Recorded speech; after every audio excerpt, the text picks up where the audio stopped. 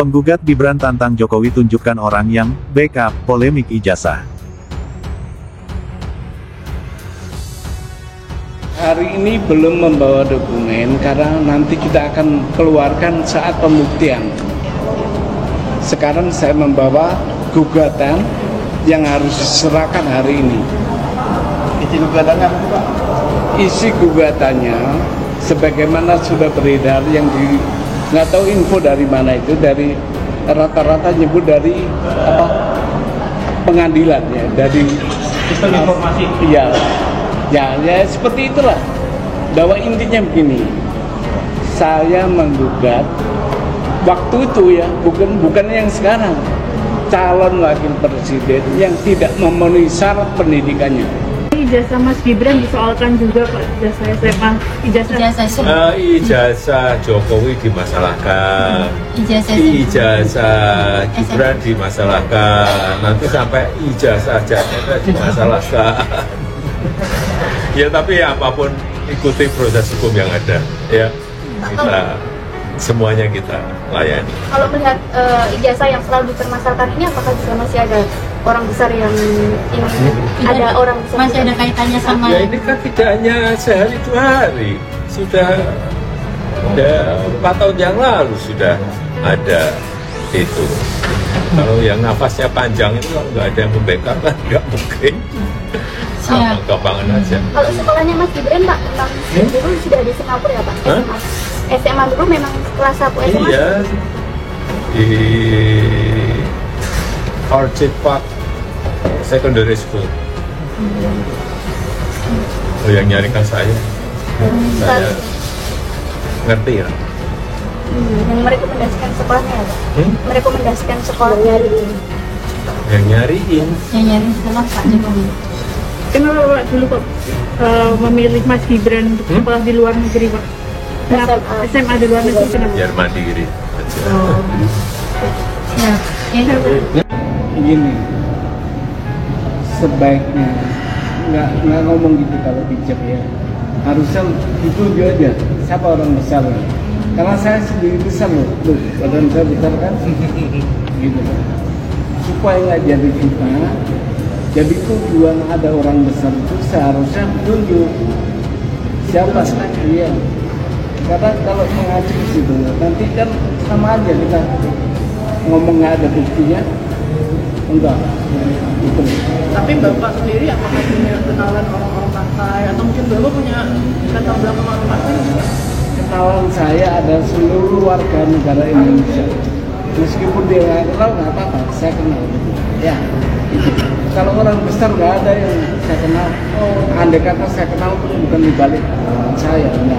Bukan dari nggak ada yang dimaksud Pak Jokowi, belum tahu siapa lah ya. Iya, kalau Pak Jokowi punya pandangan bahwa dibackup orang ya silakan aja. Tapi sebaiknya ditunjukkan supaya tidak masalah kan tidak saling tunjuk. Pihak yang menuding bahwa ada tokoh besar di balik isu ini, ada agenda besar adalah Jokowi. Keluar secara verbatim dari ucapannya. Tapi pihak yang menyambut itu adalah relawan Jokowi. Untuk kepentingan apa, Bang? Ya untuk kepentingan politik, karena dia udah panik menurut saya. Kan awalnya katanya mau pensiun, mau balik ke Solo. Jadi saya melihat begini ya, soal dukungan partai politik atau orang per orang, akademisi, pengamat, soal bagaimana bicara tentang ijazah Jokowi ini, itu kita tidak perlu lagi melihat elemen yang mana, tapi ini justru elemen yang ikut mendorong penyelesaian kasus ijazah Jokowi adalah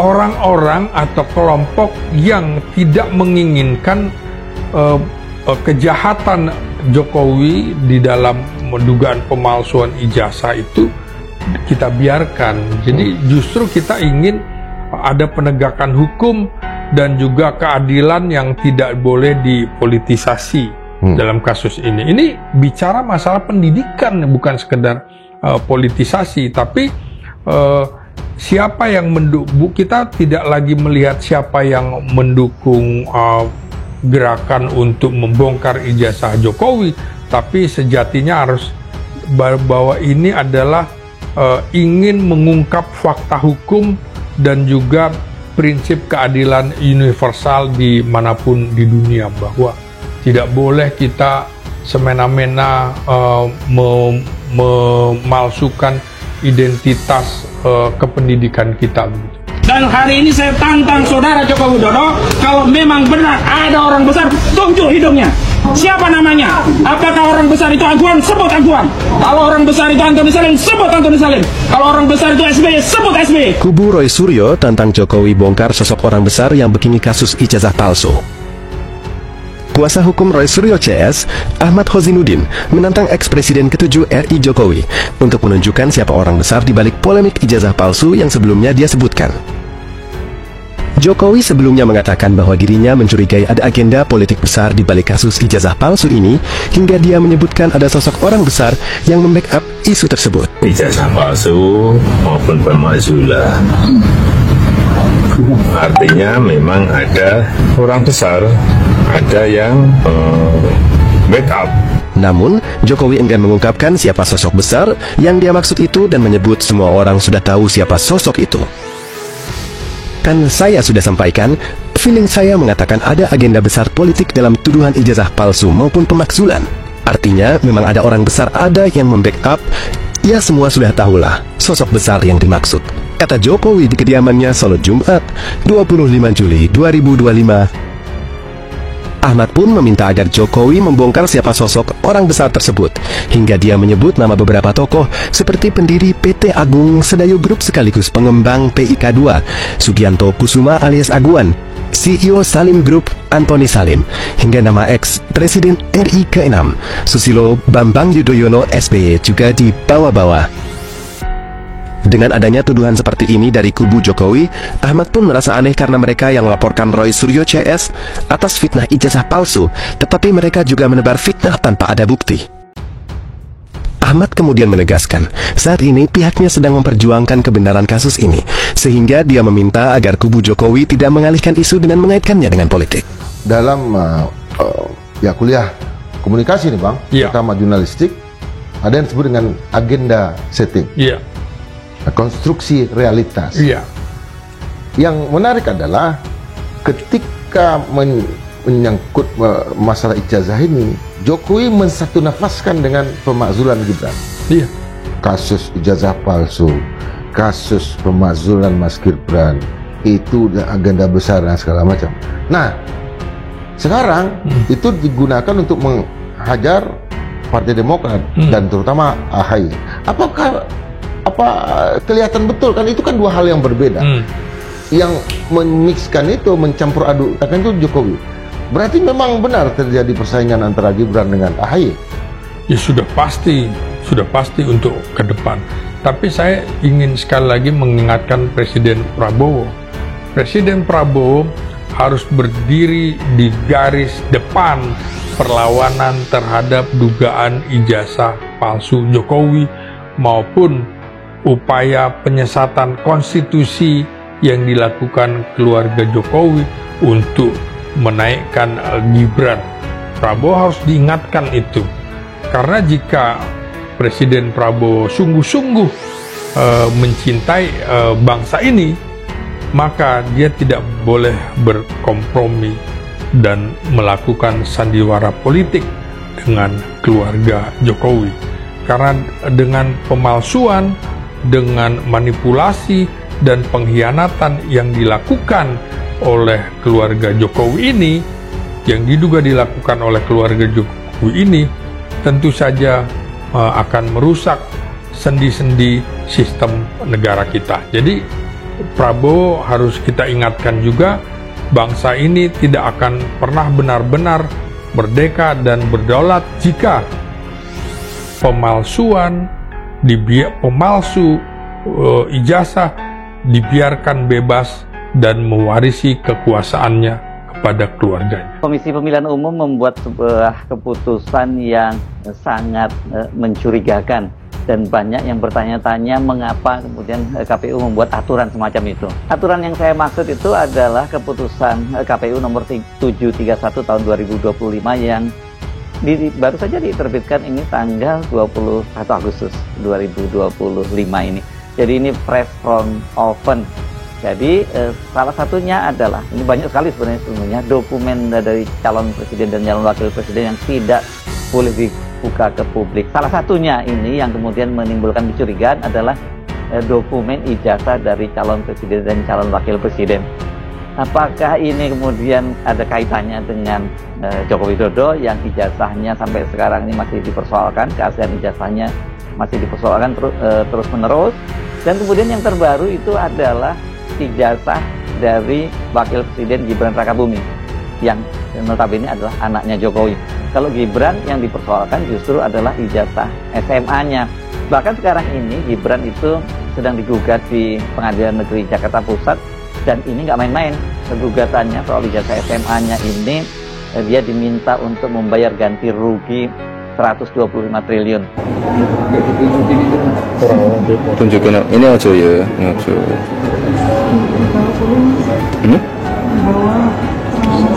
Enggak. Ini buka season ke season ini.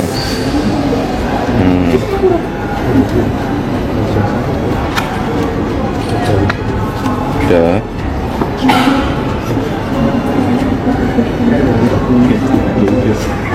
Saya juga ngerti yang diramekan apa ya.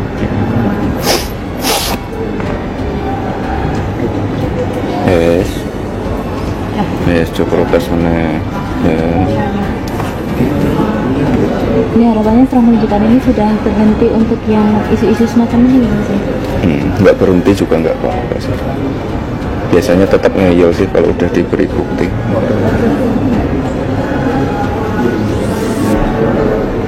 Aku ya bingung sing dipermasalahke apa ya. Bapak kuliah neh we pisan kas we. Ya iya. Ben percaya. Ya subuh aja. Ya iya.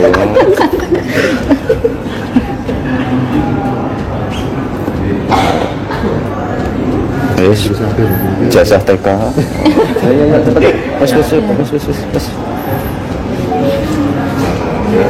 Lain, kalau mau dibuka, buka aja di CNN misalnya. Karena ini juga menjawab pertanyaan publik. Betul. Di forum yang berbeda, jika Mas Roy mengatakan mengatakan tidak ada kaitannya begitu ya. Tapi di forum Purnawirawan, Mas Roy ada hadir di sana. Iya loh. Kemudian ada satu lagi. Di forum Purnawirawan, saya selaku ahli. Kalau mau tegas saja. Satu punya ijazah yang tengarai memang palsu, ya itu karena skripsinya juga palsu. Kenapa nggak langsung berani aja dikatakan? Saya berani mengatakan. Kenapa nggak juga diteliti ijazahnya Gibran? Ya. Kenapa dia sekolah SMA-nya 2 tahun itu di SMA Santo Yosef? SMA 2 tahun. SMA lagi 2 tahun karena dia nggak lulus di sini. Kalau nggak nanti nggak lulus. Masuk lagi SMK Kristen Surakarta. Habis itu hilang tiba-tiba di Singapura. Terus tahu-tahu keluar ijazah dari Management Development Institute of Singapore. Lucunya ijazahnya itu dari Bradford. Ijazah yang resmi dari Bradford. Kalau dia sekolah di MBIS itu logonya 2. Kiri MBIS, kanan Bradford. Ijazahnya Gibran, logonya 1 Bradford. Itu salah beli itu. Artinya salah beli. Akan ada tahap 2 gitu ya. Mungkin Gibran nggak salah. Mungkin Gibran nggak salah. Mungkin Gibran pesan, saya pesan ijazah asli lo ya. Itu. Nah, ternyata muncul dibelikan ijazah hanya 1 logo Bradford. Itu hanya bisa diperoleh kalau seseorang itu kuliah di UK, di United Kingdom. Dan itulah salah. Sampai juga dia bilang kuliah juga di UTS, di University Technology of Sydney. Ternyata dia hanya di situ hanya matrikulasi program tulisan. Ayo sekalian buka. Oke, kalau memang saya ke Bang Fred. Ini orang jadi bertanya-tanya, apa dasarnya ya kemudian kok ijazah itu tidak bisa dibuka kepada publik ya? Bukankah ini bukan dokumen rahasia ya? Biasa-biasa saja kan, banyak sekali orang yang ketika ditanya ijazahnya juga langsung dibuka di publik. Bahkan kalau yang paling ramai kemarin ketika ijazah Pak Jokowi keaslian ijazah Pak Jokowi itu digugat, ini proklamator kita Bung Hatta, ijazahnya di kampus Erasmus di Rotterdam Belanda itu kan malah dipajang di tembok, jadi kebanggaan itu. Nah ini sekarang kok tiba-tiba ada larangan semacam ini. Orang tentu saja mengkait-kaitkannya dengan kontroversi ijazah Joko Widodo dan sekarang menyusul ijazah anaknya Gibran Rakabuming. Nah kan Jokowi berkali-kali itu selalu dia menolak untuk menunjukkan ijazah aslinya. Dan dia menyatakan bahwa hanya kalau atas perintah dari pengadilan maka dia akan menunjukkan ijazah aslinya. Tetapi ketika dia digugat di Pengadilan Negeri Solo oleh seorang pengacara senior di sana, yakni Muhammad Taufik, pada saat proses mediasi dan kemudian dia diminta untuk menunjukkan ijazah aslinya untuk sebagai dasar apakah gugatan itu mau dilanjutkan atau tidak, Joko Widodo malah memilih deadlock. Dia memilih untuk tidak menunjukkan ijazahnya dengan konsekuensi proses persidangannya berlanjut. Untungnya di Pengadilan Solo itu kan kemudian, ini untungnya untung buat Jokowi ya, bukan untung buat rakyat Indonesia. Saya mesti luruskan ini ya. Untungnya buat Jokowi karena kemudian majelis hakim memutuskan untuk mereka menyatakan mereka tidak berwenang untuk mengadili gugatan Muhammad Taufik. Gugatan yang sama kan juga diajukan di Pengadilan Negeri Sleman, dan yang terbaru ini ada lagi 2 orang alumni dari UGM yang juga melakukan gugatan terhadap Joko Widodo. Jadi dengan cara seperti ini Jokowi aman dong ya, berarti kalau nantinya ada orang setiap kali menggugat soal keaslian ijazahnya, dia menyatakan nggak boleh berdasarkan ketentuan KPU. Jadi kalau selama ini dia kan terkesan terpojok karena tidak ada dasar hukumnya, dia menolak untuk menunjukkan ijazah aslinya. Tapi kalau sekarang dengan ada keputusan dari KPU, Jokowi atau Gibran itu bisa menolak berdasarkan ketentuan dari aturan KPU. Kenapa tidak ditunjukkan saja aslinya begitu, seperti keinginan sejumlah pihak? Ya itulah ketidakmengertian daripada orang-orangnya akibat daripada penjelasan yang mewakili tuntutan mereka itu mengatakan mestinya ditunjukkan dong gitu. Itu nggak ada caranya kayak gitu, tidak harus kayak gitu. Karena memang satu tata kerja yang dilakukan oleh institusi yang resmi itu ya, itu sudah dikerjakan menurut saya oleh Barreskrim selama ini. Dengan dia tidak menunjukkan ini loh, ditunjukkan ini. Karena kalau toh ditunjukkan pun hanya fotokopi ini loh, ini adalah yang ijazah yang asli, yang ini ijazahnya Pak Jokowi tetap tunjukkan. Itu nanti masih dibantah lagi. Wah ini kok fotonya nggak tegak lurus, kok miring, sehingga kita nggak bisa membandingkan kan gitu kan. Kenapa kok kita nggak diundang untuk itu? Pasti akan ke situ. Tapi gini lah, saya udah ngomong Polda Metro ya. Nanti yang di Polda Metro itu nanti prosesnya, ketika dia akan memproses itu LP-nya, LP provokasi, LP pencemaran nama, LP tentang fitnah dan sebagainya itu ya, itu nanti prosedurnya adalah dia akan membuktikan kembali bahwa ijazah Pak Jokowi itu asli. Jadi proses yang kemarin dipakai oleh Barreskrim itu akan diadopsi dan kemudian disidik ulang untuk menunjukkan bukti-bukti bahwa ijazah Pak Jokowi itu asli. Barulah kalau ini bisa dibuktikan asli, itu nanti kemudian tuduhan bahwa fitnah, provokasi dan sebagainya itu bisa dibuktikan. Jadi nanti bayangan saya ya, nanti dalam penyidikan itu nanti di dalam gelar yang mungkin nanti bisa terbuka itu nanti ya, itu akan disebutkan bahwa ini loh Pak, bukti-bukti bahwa ijazah Pak Jokowi itu asli kayak ini. Hasil penelitian di UGM, kemudian dari semua teman-temannya ada, itu nanti akan dimasukkan sini nih bukti-buktinya, termasuk pembanding yang kemarin tuh 3 teori. Atau mungkin pembandingnya kurang kalau cuma saya sarankan 100 deh. 100 diambil semua supaya nanti nggak cerita lagi bahwa itu hanya teman-temannya yang sudah di setting kan gitu. Gitu. Nah, mudah-mudahan ini dikerjakan sehingga paling tidak yang nyinyir itu tadi yang kemudian memprovokasi rakyat dengan suatu teori-teori yang sesat itu menurut saya itu tidak meracuni rakyat selama ini. Prof, ini menyusul pernyataan langsung, ini penegasan dari Rektor UGM yang menyatakan bahwa Presiden RI ke-7 Joko Widodo adalah alumni, bahkan menegaskan sudah ada bukti dokumen otentik ijazah bahwa Jokowi ini adalah alumni UGM. Bagaimana menganalisanya, Prof? Ya, yang pertama tadi kalau dihubungkan dengan laporan Jokowi yang terkait dengan dugaan ijazah palsu yang dianggap sebagai fitnah dan seterusnya itu tadi. Nah, ini saya mencoba membandingkan 2 hal ya. Yang pertama dari statement dari Rektoriat dan Dekanat ya tentu saja. Dan yang kedua adalah statement dari kepolisian yang menerima laporan itu, yang telah melakukan pemeriksaan. Saya minta maaf ya, saya membaca bolak-balik, mencoba melihat bolak-balik lagi. Untuk statement yang terakhir ini, pihak Rektoriat tidak pernah menunjukkan dokumen ijazahnya, fotokopinya atau sejenisnya, karena legalisir pasti ada disimpan satu di dalamnya. Legalisirnya seperti apa ini ya, mestinya pada saat buat statement Jokowi itu adalah lulusan UGM, lulusan tahun sekian, ini loh ijazahnya.